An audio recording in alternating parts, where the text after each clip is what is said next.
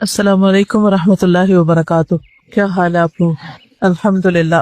تو آئیے آج ہم قربانی کے کچھ احکامات بھی پڑھ لیتے ہیں کہ اگرچہ آپ شاید خود قربانی نہ کریں، آپ کے والد کریں یا آپ کے شوہر کریں، لیکن آپ کو یہ معلوم تو ہونا چاہیے کہ اس قربانی سے متعلق ہمیں کتنی شرائط بتائی گئی ہیں، کتنی تاکیدیں کی گئی اور کتنا علم دیا گیا جس پر ہمیں عمل کرنا ہے. ایسا نہیں کہ قربانی کا لفظ ہے اور آپ کہیں کہ میں تو روز گھر میں قربانی دیتی ہوں کہ مجھے بہت کچھ سننا پڑتا ہے اور میں چپ رہتی ہوں تو یہ میری قربانی ہے، تو میں ان دنوں میں یہی قربانی کر رہی. یہ تو قربانی نہیں ہے، اس قربانی کی بات نہیں ہو رہی. یہاں بکرے اور گائے اور اونٹ کی قربانی کی بات ہو رہی، مرغی کی بھی نہیں ہو رہی، چڑیا کی بھی نہیں ہو رہی. تو اس لیے جس قربانی کی بات ہو رہی ہے اس سے متعلق آپ کا دین آپ کو کیا بتاتا ہے پتہ ہونا چاہیے، تاکہ آپ لوگوں کے لیے گواہ بن جائیں، لوگوں کو بتانے والے بن جائیں کہ وہ کیا کریں اور کیا نہ کریں. یہ کس میں آئے گا؟ امر بالمعروف و نہی عن المنکر. یہ نہیں کر سکتے آپ جب تک کہ آپ کو علم نہ ہو. ٹھیک ہے؟ تو سب سے پہلی بات تو یہ ہے کہ قربانی کرنے والا بال اور ناخن نہ کاٹے. یعنی اگر قربانی کا ارادہ ہو تو ذی الحج کا عشرہ شروع ہوتے ہی اپنے بالوں اور ناخنوں کو نہ کاٹا جائے. نبی صلی اللہ علیہ وسلم نے فرمایا جب ماہ ذی الحجہ شروع ہو جائے اور تم میں سے کسی کا قربانی کرنے کا ارادہ ہو، اور آپ نے عشرے کا نام لیا، اذا دخلت العشر، تو وہ اپنے بالوں اور جلد میں سے کچھ نہ لے. بالوں اور جلد میں سے، جلد کا کیا مطلب ہے؟ سکن. یعنی بعض اوقات ناخنوں کے ساتھ کیا ہوتا ہے، وہ چھوٹی چھوٹی جلد اکھڑ جاتی ہے نا، ہوتی، یا ڈیڈ سکن آپ کے جسم پر آ جاتی، تو لوگ مختلف طریقے سے ڈیڈ سکن اتارتے ہیں. تو ان 10 دنوں میں نہ سکن میں سے کچھ لے اور نہ بالوں میں سے. فلا یمس من شعرہ ولا بشرہ شیئا، دونوں چیزیں منع. صحیح مسلم کی روایت ہے. پھر اسی طرح قربانی کا اجر چاہنے والا بھی بال اور ناخن نہ کاٹے. یعنی اگر ایک شخص قربانی نہیں کر سکتا تو وہ قربانی والوں کے ساتھ اجر میں کیسے شریک ہو؟ وہ قربانی کے دنوں میں کیا کاٹے اس کے بارے میں آتا ہے. سنن نبی داؤد کی روایت ہے، عبداللہ ابن عمرو ابن العاص بیان کرتے ہیں کہ نبی صلی اللہ علیہ وسلم نے فرمایا مجھے اضحیٰ کے دن عید منانے کا حکم دیا گیا ہے، جسے کہ اللہ عز و جل نے اس امت کے لیے خاص کیا ہے، اس امت کے لیے خاص کیا ہے. ایک آدمی نے کہا فرمائیے کہ اگر مجھے دودھ کے جانور کے سوا کوئی جانور نہ ملے، یعنی ایک میرے گھر میں گائے بندھی ہوئی ہے جس سے میں دودھ لیتا ہوں، اس کو بیچتا ہوں، میرا روزگار ہے، یا بچوں کو پلاتا ہوں، اور وہی ہے تو کیا میں اب اس کو ہی ذبح کر لوں؟ یا بکری ہے اور وہ دودھ دیتی ہے تو اب کیا کروں؟ یعنی آپ کے گھروں میں تو ایسا نہیں ہے، لیکن جن کے پاس اور وہ صرف ایک ہی ہو اور اسی پہ ان کا گزارا چل رہا ہو تو اس کے لیے تو بڑا امتحان ہے نا، کیا وہ بکری ذبح کر دے کہ نہ کرے؟ آپ نے فرمایا نہیں، وہ یہ بکری نہ ذبح کرے، دودھ والی بکری نہ ذبح کرے، بلکہ اپنے بال کاٹ لو. اب قربانی کا دن آ گیا تو کیا کرو؟ بکرا نہیں کاٹ سکتے، کیا کرو؟ بال کاٹ لو، ناخن کاٹ لو، مونچھیں تراش لو، زیر ناک کی یعنی انڈر آرمز اور انڈر لیگز کی صفائی کر لو. اللہ کے ہاں تمہاری یہی کامل قربانی ہوگی، کیونکہ یہ سنت ابراہیمی میں سے ہے، یعنی ختنہ کرنا اور مونچھیں تراشنا اور داڑھی کے بال بڑھانا اور باقی جسم کی صفائی کرنا. تو اس لیے عید کے دن انسان کو صاف ستھرا ہونا چاہیے. یہ نہیں 10 دن بھی نہیں کاٹے اور اس دن بھی اسمیل لے کے پھرتے رہیں، پھر یہ نہیں ہونا چاہیے. اپنے آپ کو صاف ستھرا کریں اور اس نیت کے ساتھ اب کریں گے. ٹھیک ہے؟ یعنی اگر ذرا سی بھی سستی آنے لگے تو اس سستی کو دور کر لیں گے کہ مجھے قربانی والوں کے ساتھ شامل ہونا ہے. ان کا سوال یہ تھا کہ کیا ہم اپنے بال وغیرہ اور ناخن وغیرہ عید پڑھنے کے بعد کاٹیں یا اس سے پہلے؟ چونکہ قربانی کا حکم نماز پڑھنے کے بعد ہے، اس لیے یہ بال وغیرہ ناخن وغیرہ بھی اس کے بعد ہی آپ کاٹیں. نبی صلی اللہ علیہ وسلم نے فرمایا مجھے عید الاضحیٰ کے دن قربانی کا حکم دیا گیا ہے اور اللہ نے اس دن کو اس امت کے لیے عید کا دن قرار دیا ہے. ایک آدمی کہنے لگا یہ بتائیے اگر مجھے کوئی جانور نہ ملے سوائے اپنے بیٹے کے جانور کے، یعنی اس نے بکری پالی میری اپنی نہیں، تو کیا میں اسی کی قربانی دے دوں؟ کیونکہ بیٹے کا مال باپ کا مال ہوتا ہے. ایک حدیث میں آتا ہے انت ومالک لابیک، تم اور تمہارا مال اپنے باپ کے ہو، یعنی باپ بیٹے کے مال میں سے اگر کچھ لیتا تو چور شمار نہیں ہوگا. نبی صلی اللہ علیہ وسلم نے فرمایا کہ نہیں، بلکہ تم اپنے ناخن تراشو، بال کاٹو، مونچھیں برابر کرو، زیر ناف بال صاف کرو. اللہ کے ہاں یہی کام تمہاری طرف سے مکمل قربانی تصور ہوں گے. یہ سب کام تمہارے لیے مکمل قربانی تصور ہوں گے. ٹھیک ہے, یہ تو ہو گیا ایک کرنے کا کام. لسٹ بنا رہے ہیں آپ؟ اوکے, تاکہ بھول نہ جائیں. اور دوسروں کو بھی بتانا ہے, دوسروں کو بھی اس میں شریک کرنا ہے. قربانی کے دن روزہ رکھنے کی ممانعت ہے اگرچہ نظر مانی ہوئی ہو. بس اگر کسی نے یہ نظر مانی ہو کہ میں ہر مہینے کی 10 تاریخ کو روزہ رکھوں گی اور 10 تاریخ کو تو عید آ گئی, تو بھی روزہ نہیں رکھ سکتے چاہے نظر مانی. تو عید کے دن روزہ نہیں.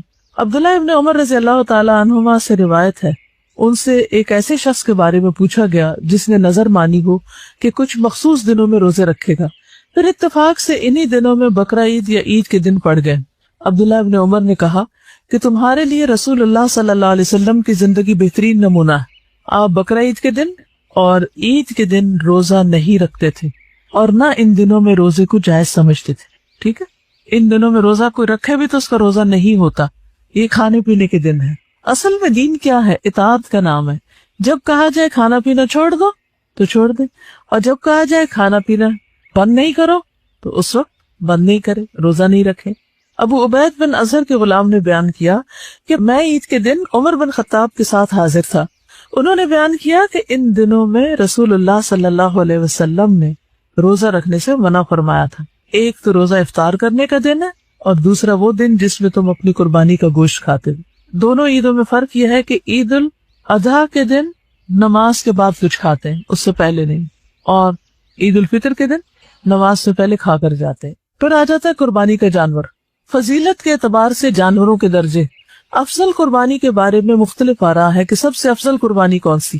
جمہور کے نزدیک یعنی میجورٹی کے نزدیک سب سے افضل اونٹ, پھر گائے, پھر مینڈھا, پھر بکری, کیونکہ جس جانور میں سب سے زیادہ فقراء اور مساکین کا فائدہ ہے یقیناً وہی زیادہ بہتر اور افضل ہے.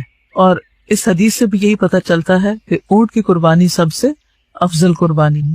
رسول اللہ صلی اللہ علیہ وسلم نے فرمایا جب جمعے کا دن ہوتا ہے تو مسجد کے دروازوں میں سے ہر دروازے پر فرشتے ہوتے ہیں جو آنے والوں کی ترتیب کے مطابق نام لکھتے ہیں, اور جب امام ممبر پر بیٹھ جاتا ہے تو ناموں والے صحیفے لپیٹ دیے جاتے ہیں, رجسٹر بند کر دیے جاتے ہیں, اور فرشتے بھی آ کر خطبہ سننے لگتے ہیں. اور گرمی میں پہلے آنے والے کی مثال اس انسان جیسی ہے جو اونٹ قربان کرتا ہے. یعنی سب سے پہلے جو آتا ہے گرمی کے موسم میں اور کافی دیر اس کو خطبے کا انتظار کرنا پڑتا ہے مسجد میں, تو اس کا اجر اونٹ قربان کرنے والے کی طرح. پھر جو آتا ہے اس کا اجر گائے قربان کرنے والے کی طرح, پھر مینڈھا قربان کرنے والے کی طرح, اور پھر جو آیا وہ تقرب کے لیے مرغی پیش کرتا ہے, پھر جو آیا گویا وہ تقرب کے لیے انڈا پیش کرتا ہے. یہ ترتیب بتا دی گئی. یہ سب سے زیادہ پھر اجر کس کا ہے؟ اونٹ کا. انشاءاللہ اس سال بھی الہدا میں اونٹ کی قربانی ہوگی, اور ایک حصہ 14,500 کا ہے, اور عید کے دوسرے دن ہوگی یہ قربانی. یعنی سب کے سامنے اونٹ ذبح کیا جائے گا, جیسے پچھلے سالوں میں کچھ لوگوں نے دیکھا بھی ہوگا کہ یہاں الہدا کے فرنٹ ایریا پر سب فیملیز جمع ہوتی ہیں, مرد ایک طرف ہوتے ہیں, عورتیں ایک طرف ہوتی ہیں, بچے ایک طرف ہوتے ہیں, اور پھر اونٹوں کو نہر کیا جاتا ہے, اور وہ سین بھی دیکھنے والا ہوتا ہے. مثلا اگر ہم گھر میں نہیں قربانی کر سکتے, نہ گائے کی, نہ بکرے کی, نہ کسی اور کی, جہاں ہو رہی ہو وہاں ہی جا کر شریک ہو جائے. اور اس کے بعد یہ ہے کہ سب مل کے یہاں پر کھانا وانا کھاتے ہیں, تو ہو سکے تو آپ اپنی فیملی کے ساتھ چکر لگا سکتے ہیں, کیونکہ رشتے داروں کو بھی ملتے جلتے رہتے ہیں, لیکن دین کے دوستوں کو عید کے دن یا خوشیوں کے دن ہم عام طور پر بھول جاتے ہیں. تو اگر گھر والے موافقت کریں, لڑ جھگڑ کے نہیں, لیکن اگر گھر والے موافقت کریں اور ساتھ آنے پہ تیار ہوں, تو ان کو یہ سنتیں بھی تازہ ہوتی نظر آئیں گی, کیونکہ عموماً ہمارے یہاں پاکستان میں اونٹ کی قربانی کا رواج نہیں ہے. قربانی کے جانور کی صفات, کیسا جانور ڈھونڈا جائے؟ سب سے پہلے تو یہ ہے کہ خریدار سمجھدار ہو, سمجھدار خریدار کا انتخاب کیا جائے. ایسے کسی کو بھی پیسے پکڑا کے سبزی لینے نہ بھیج دے. عام دنوں میں بھی ہم کس کو بھیجتے ہیں کچھ خریدنے کے لیے؟ جس کو کوئی عقل سمجھ ہو. عروہ بن جاد البارقی رضی اللہ عنہ سے روایت ہے کہ نبی صلی اللہ علیہ وسلم نے انہیں 1 دینار دیا کہ اس سے قربانی کا جانور یا بکری خرید لائے. انہوں نے 2 بکریاں خرید لی, پھر ایک کو 1 دینار میں بیچ دیا. پھر وہ نبی صلی اللہ علیہ وسلم کے پاس 1 بکری بھی لے آئے اور دینار بھی لے آئے. یعنی آپ نے کیا کیا؟ 1 دینار دیا, انہوں نے جا کے 2 بکریاں خریدی, اور 1 بکری 1 دینار میں بیچ کے دینار بھی واپس لے, بکری بھی لے آئے. اتنا سمجھدار ہونا چاہیے خریدار. تو آپ نے ان کو تجارت میں برکت کی دعا دی, چنانچہ ان کا حال ایسا ہو گیا کہ وہ مٹی بھی خریدتے تو اس میں نفع ہوتا, نہیں آپ نے خوش ہو کر دعا دی ان کو کہ اللہ تمہارے رزق میں تمہارے مال میں برکت دے. پھر اسی طرح اس کا رنگ کیسا ہو, اس کا رنگ تو کوئی بھی ہو سکتا ہے, لیکن رسول اللہ صلی اللہ علیہ وسلم ایسا مینڈھا قربان کیا کرتے تھے جو سینگوں والا, نر یعنی میل, اور جو سیاہی میں دیکھتا, سیاہی میں کھاتا, سیاہی میں چلتا. سیاہی میں دیکھتا یعنی اس کی آنکھوں کے آس پاس کا حصہ کالا, سیاہی میں کھاتا یعنی اس کے منہ کا اگلا حصہ کالا, اور سیاہی میں چلتا یعنی اس کی پنڈلیاں کالی.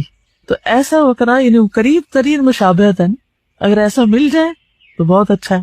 دیکھیے جیسے یہ ہے حضرت عبداللہ بن عمر والا طریقہ, فرض نہیں, کوئی واجب نہیں, کچھ ایسی سنت موقع نہیں کہ آپ کو ضرور ایسا بکرا ڈھونڈ کے لانا ہے, لیکن ایک سنت ہے جو حضرت عبداللہ بن عمر کی ہوتی تھی.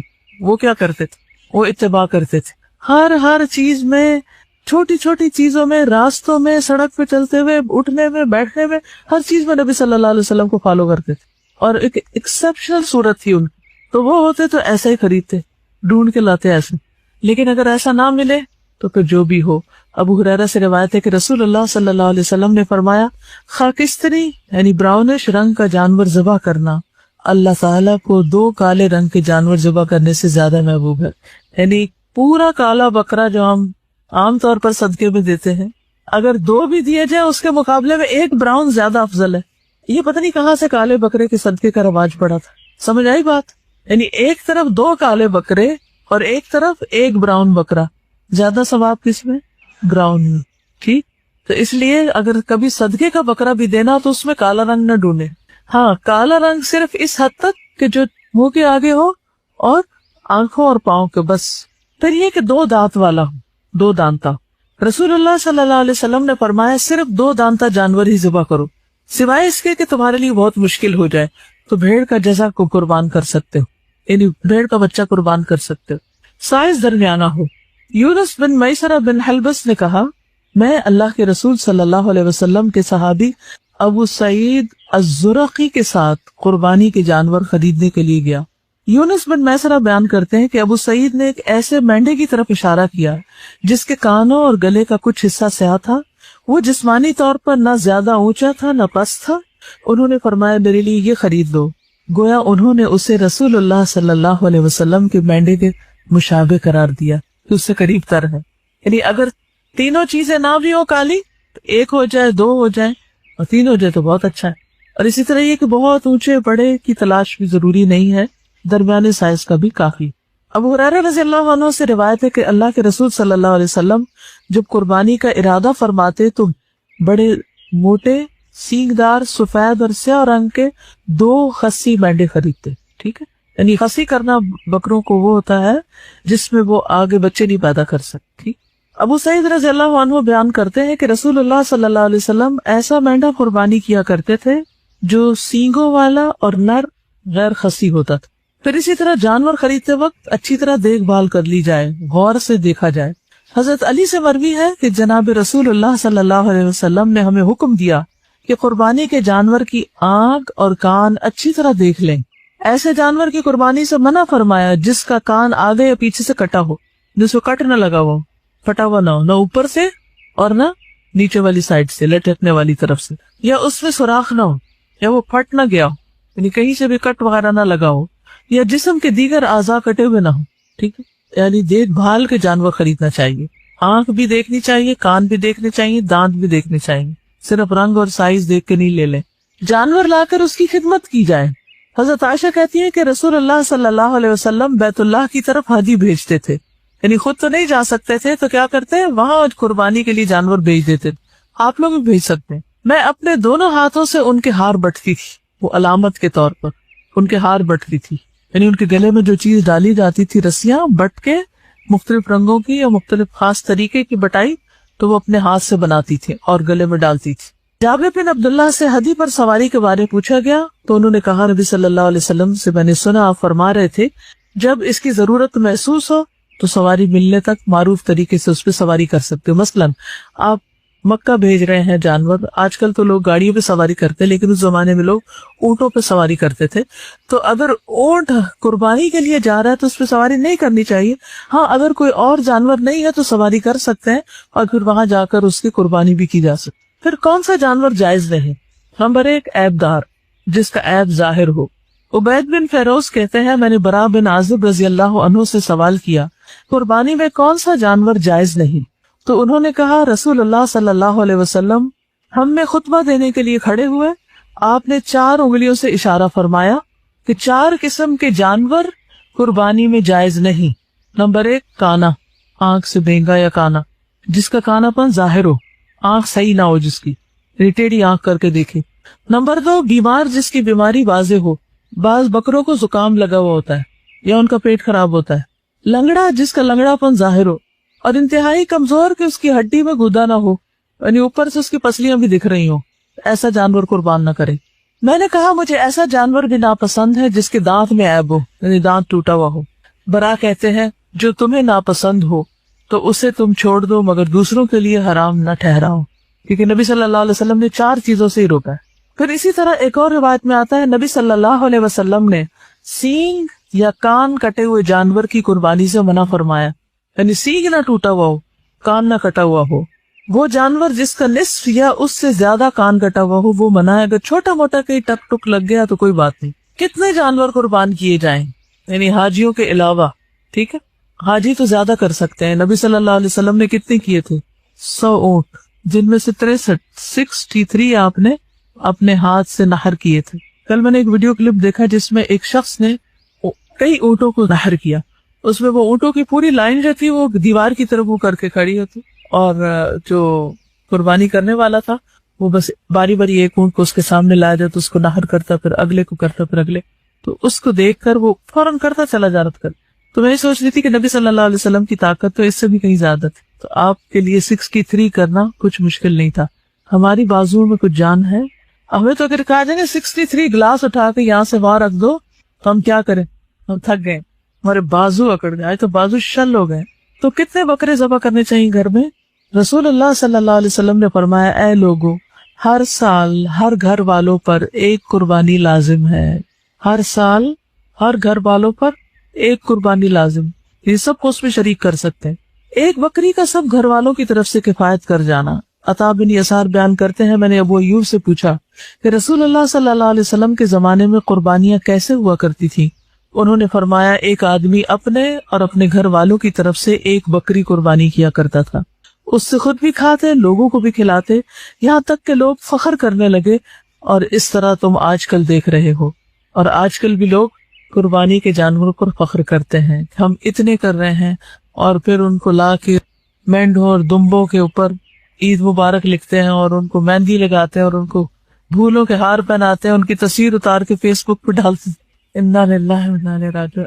ये कह रही थी कि एक टॉक शो हो रहा था रिसेंटली, उसमें डिजाइनर्स ने कुर्बानी के जानवरों के दुपट्टे बनाए हैं जिनकी कीमत 25,000 और इससे शुरू हो रही है। उससे एक और बकरा आ सकता। और अब भी थार में, सिंध के अंदरूनी इलाकों में, कई गांव देहातों में लोग सारा साल गोश्त नहीं खा सकते। तो अगर आपके पास एक और बकरे के पैसे तो उनके लिए कुछ भेज दीजिए। वो कह रही है कि कुछ लोग उनको चांदी का जेवर भी पहनाते, तो फिर बाद में क्या करते, अगले साल के लिए रख लेते हैं, या फिर वो भी साथ दे देते, शो ऑफ करने के लिए कि वो बचता भी होगा साथ, सामरी के बछड़े की तरह। इनका बस चले तो सोने का बछड़ा बना दे, बनी इसराइल से कहीं पीछे रहेंगे। सहाबा की सुन्नत भी यही थी। अब्दुल्लाह इब्न हिशाम, जिन्होंने सहाबा का जमाना पाए, ताबई थे, वो अपने तमाम घर वालों की तरफ से एक ही बकरी कुर्बानी किया करते थे। अबू बकर और उमर रज़ियल्लाहु ताला अन्हु के बारे में मरवी है कि वो दोनों अपने घर वालों की तरफ से कुर्बानी नहीं करते थे, इस डर से कि कहीं से वाजिब न समझ लिया जाए। यानी एक में ही सबको शरीक करते थे, अलग अलग नहीं कि ये अम्मी की, अब्बा की, फलां की, ऐसा नहीं करते थे कि कहीं ऐसा ना हो कि उनके तर्ज अमल को देखकर और लोग भी ये शुरू कर दें। यानी इतना सिंपल बनाया गया है इसको ताकि लोगों के लिए मुश्किल ना हो। एक है कि इतना तो करो, और एक है साहबा का अमल कि अगर हमने इससे जरा ज्यादा किया तो लोगों के लिए जिंदगी मुश्किल हो जाएगी, क्योंकि वो इस बात को नापसंद करते थे कि कहीं लोग उनके पीछे न चल पड़े इस एक नए काम में। अबू मसूद अंसारी, ये सहाबी हैं, कहते हैं कि मैं खुशहाल होने के बावजूद इस डर से कुर्बानी छोड़ देता हूँ कि कहीं मेरे पड़ोसी ये ना समझ लें कि मुझ पर वाजिब। तो अब हमारे तो कोई पैरवी करने वाला नहीं है, इसलिए अबू सरीहा ने फरमाया, मेरे घर वालों ने मुझे गलत काम पर मजबूर कर दिया, जबकि मुझे सुन्नत तरीका मालूम है। एक घर वाले एक बकरी या 2 बकरियां ज़िबा किया करते थे। अब तो अगर हम एक बकरी की कुर्बानी दें तो हमारे हमसाए हमें बखील कहते हैं कि ये बहुत कंजूस है। یعنی ان کے زمانے میں یہ چیز مشہور ہو گئی تھی، جو ایک کرتا ہے اس نے تو کچھ کیا ہی نہیں۔ پھر ہے کسی اور کی طرف سے قربانی کرنا، کسی اور کی طرف سے قربانی کرنا، جی ہاں، کیا کی جا سکتی؟ جی ہاں، حضرت عائشہ کا بیان ہے کہ ہمارے پاس قربانی کے دن گوشت لایا گیا، تو میں نے پوچھا کہ یہ کیا ہے؟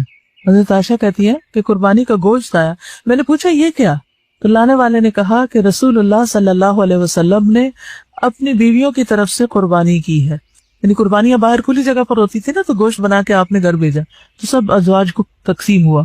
تو اس سے کیا پتہ چلتا ہے کہ شوہر بیوی کی طرف سے قربانی کر سکتا ہے، اور اگر بیوی کی طرف سے کر سکتا ہے تو کیا ماں باپ کی طرف سے کر سکتا ہے، اور پھر کیا میت کو بھی قربانی میں شریک کر سکتا ہے؟ میت کو بھی شریک کر سکتا ہے، یعنی اگر انسان یہ نیت کر لے کہ یہ قربانی میری طرف سے، میرے والدین کی طرف سے جو زندہ ہیں یا جو فوت ہو چکے ہیں ان سب کی طرف سے، میرے بچوں کی طرف سے ہے، تو ایسا کیا جا سکتا ہے، چاہے ایک بکری کیوں نہ، سب کو ثواب میں شریک کر لیا جائے نا۔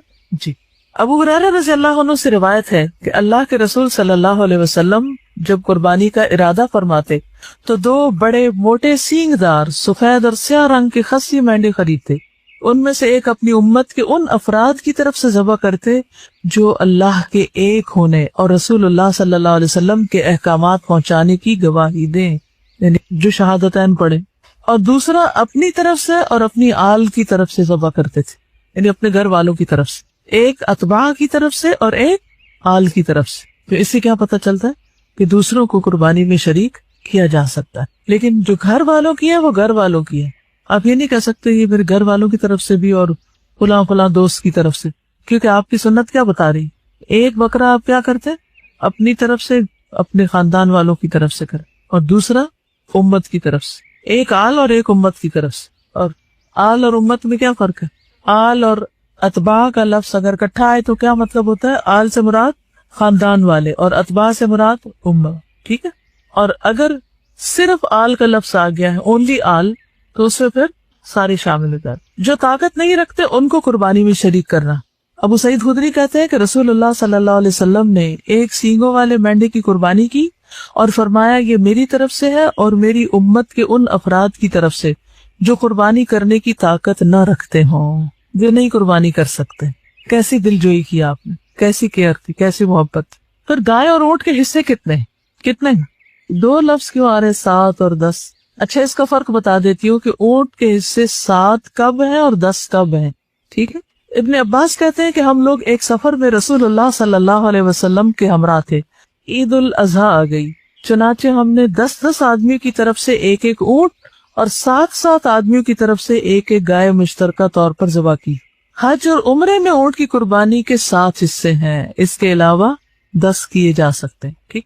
یعنی حج اور عمرے کے وقت اگر آپ قربانی کریں تو پھر اونٹ اور گائے دونوں کے 7 حصے ہوں گے، ادروائز سفر میں ہو یا گھر پر ہو تو اونٹ کے 10 حصے بھی کیے جا سکتے ہیں، کیونکہ اونٹ مہنگا ہوتا ہے۔ جابر رضی اللہ عنہ سے روایت ہے کہ ہم رسول اللہ صلی اللہ علیہ وسلم کے ساتھ حج کا احرام باندھے ہوئے تلبیہ کہتے ہوئے نکلے تو رسول اللہ صلی اللہ علیہ وسلم نے ہمیں حکم دیا کہ ہم اونٹ اور گائے کی قربانیوں میں 7 آدمی شریک ہو جائیں، ٹھیک ہے؟ تو اب یہ مسئلہ واضح ہو گیا۔ قربانی کتنے دن کی جا سکتی ہے؟ پھر اختلاف ہو گئے 3 اور 4 کا۔ نبی صلی اللہ علیہ وسلم نے فرمایا ایام التشریق ذبح، ایام تشریق ذبح کے ایام ہیں، اور ایام تشریق کون کون سے؟ 14 تھے، اوکے، 11، 12، 13، یہ تو آپ الحمدللہ قرآن میں پڑھ چکے ہیں۔ رسول اللہ صلی اللہ علیہ وسلم نے فرمایا یوم عرفہ 9 ذی الحجہ، یوم نحر 10 ذی الحجہ، اور ایام تشریق ہم اہل اسلام کے عید کے ایام ہیں، یہ کھانے اور پینے کے دن ہیں، یعنی جو حج پر ہیں لوگ وہ ذوالحج کا کہ 9ویں تاریخ کا بھی روزہ نہیں رکھیں گے، ٹھیک ہے، وہ کھائیں پیئیں گے، اور 10 تاریخ کو عید ہوگی، اور 10 کے بعد 3 اگلے دن بھی جو حاجی ہیں وہ نہر کر سکتے ہیں یا قربانی کر سکتے ہیں۔ نبیشہ حزلی رضی اللہ عنہ بیان کرتے ہیں کہ رسول اللہ صلی اللہ علیہ وسلم نے فرمایا ہم نے تم لوگوں کو قربانیوں کا گوشت 3 دن سے زیادہ رکھنے سے اس لیے منع کیا تھا کہ تم سب کو گوشت پہنچ جائے، اب اللہ تعالیٰ نے تمہیں وسعت دے دی ہے، غنی کر دیا ہے، بس کھاؤ، ذخیرہ کرو اور اجر کماؤ، خبردار یہ دن کھانے پینے اور اللہ کا ذکر کرنے کے دن ہیں۔ تو اس سے یہ پتہ چلتا ہے کہ قربانی کے ایام بھی اللہ کے ذکر کے ایام ہیں، ان میں بھی تکبیرات پڑھتے رہنا ہے، ٹھیک ہے، اور کھانا پینا ہے، روزہ نہیں رکھنا ہے، یہ مطلب ہے۔ غیر حاجی 9 تاریخ کو روزہ رکھ سکتے ہیں اور اس روزے کا ثواب کیا ہے؟ 2 سال کے گناہوں کی معافی. انشاءاللہ جمعے کے دن جبکہ عرفہ کا دن ہوگا اس دن میں عرفہ کے دن کے بارے میں آپ کو چھوٹی سی ٹاک دوں گی کہ اس دن کی فضیلت کیا ہے اور اس دن میں کیا کیا ہوا تھا، تاریخی حیثیت تھوڑی سی اور کچھ اذکار وغیرہ.